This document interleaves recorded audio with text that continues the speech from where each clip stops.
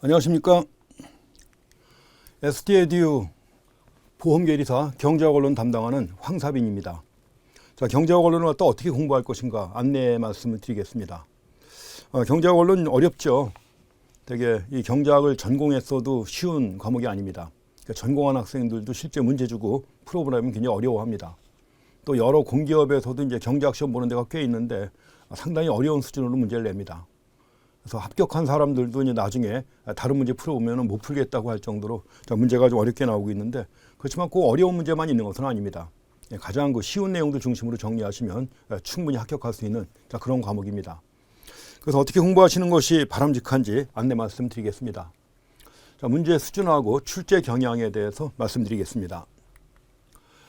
경제학 언론 시험 보는 자격증 꽤 있죠. 그래서 좀 비교적 어렵다고 알려진 게 이제 보험계리사뿐만 아니라 공인회계사도 있고요, 감정평가사도 있고요, 그다음에 이제 공인노무사, 그리고 이제 공무원 시험에서도 이제 경제학 언론 시험 보는 데가 꽤 있습니다.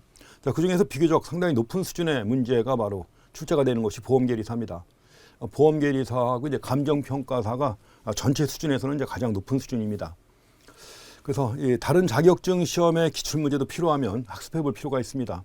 되게 출제위원들이 돌아가면서 많이 냅니다. 그렇기 때문에 다른 자격증 시험의 기출문제도 보시면 유사한 유형의 문제가 또 출제가 되고 있습니다.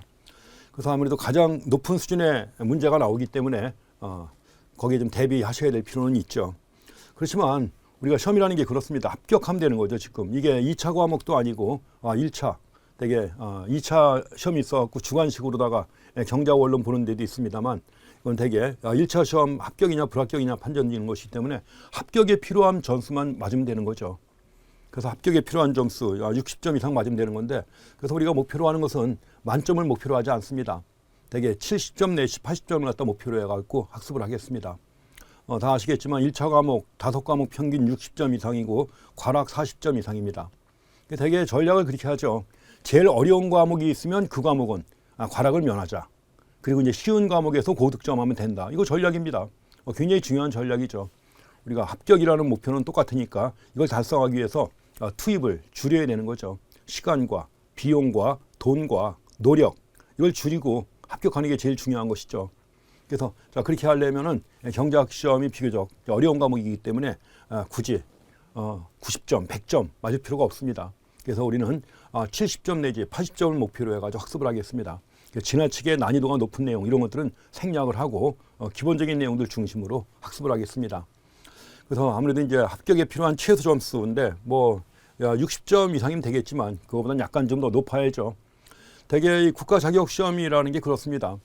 원래 제일 높은 수준의 문제가 이제 상급에 해당하는 게 바로 30%, 중급 수준에 해당하는 게 40, 그리고 초급 수준에 해당하는 게 30 정도 이렇게 나옵니다. 그래가지고 초급하고 중급 수준에 해당하는 정도 70점이죠. 이 정도만 맞으면 충분히 합격할 수 있습니다.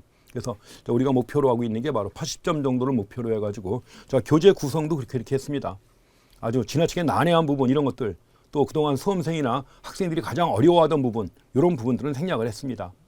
필요한 내용들만 공부할 수 있게 정리했습니다. 여러분들도 그렇게 학습하시는 것을 권합니다. 살면서 그 지혜 아닙니까? 우리가 음식을 먹을 때도 뭘 따집니까? 맛만 따지고 또 가격만 따지는 게 아니죠. 가성비를 따지잖아요. 그렇죠? 가성비를 따지는 것처럼 시험 공부할 때도 어떤 시험에도 마찬가지입니다. 가장 적은 노력을 들여가지고 합격하면 되는 거니까요. 그렇게 안내해 드리겠습니다. 그래서 가장 기본적인 내용들을 갖다 이해한 다음에 그런 내용들을 갖다 반복해서 기출문제로 연습하시는 이런 전략이 필요합니다. 그래서 실제로 다양한 유형의 효용함수라든가 생산함수라든가 비용함수 나오지만 다 기본적인 것들 다 비슷해요. 함수의 형태는 다 비슷합니다. 그래서 똑같은 코업 다글라스 함수라든가 아니면 레온티에프 함수라든가 아니면 선형함수, 그 함수 갖다가 효용함수로도 구성을 하고 생산함수로도 구성을 하고 비용함수로 구성을 해가지고 문제가 나오는 겁니다. 그렇기 때문에 가장 기본적인 함수의 특성만 정리해 두시면 다 적용될 수 있는 거예요. 그래서 제일 많이 나오는 게 코업 더글라스 함수하고 선형 함수하고 레온티에프 함수입니다. 그래서 그 함수의 특징과 또 문제가 나왔을 때 이제 계산 방법, 이것들만 정리해 두시면 다 연결되는 거예요. 효용함수에도 적용하고 생산함수, 비용함수에 다 적용할 수 있는 겁니다. 그렇기 때문에 가장 기본적인 내용들을 갖다가 충분히 파악하고 있고 적용할 수 있다면 쉽게 문제 다 해결할 수 있습니다. 미시경제학에서 비교적 어려운 최고 빈도로 많이 나오는 게 여기서는 지금 내용 어려운 게 아니라 가장 많이 나오는 내용 순서로 말씀드리는 겁니다. 그래서 지금 빈도가 제일 높은 이런 내용들이 바로 독점 기업의 행동하고 또 게임 이론도 꽤 많이 나옵니다. 이것도 근데 가장 기본적인 균형의 특성만 정리해 두시면 다 알 수 있는 겁니다. 그래서 내시 균형하고 우월 전략 균형 나오고요. 또 외부 효과하고 외부 효과의 내부화, 외부 효과가 발생했을 때 이걸 해결하는 방법이죠. 그것도 꽤 많이 나옵니다. 그 다음에 이제 소비자의 효용 극대화 조건 관련해 가지고 나오고요. 그리고 완전 경쟁 기업의 장기화, 단기 이윤 극대화, 그것도 아주 많이 나오는 내용입니다. 그러나서 이제 코업 다글라스 함수, 여러 가지 함수가 많이 나오지만 제일 많이 나오는 게 코업 다글라스 함수입니다. 그래서 요거 갖다 이제 생산 함수하고 효용 함수에 적용했을 때 그렇고요.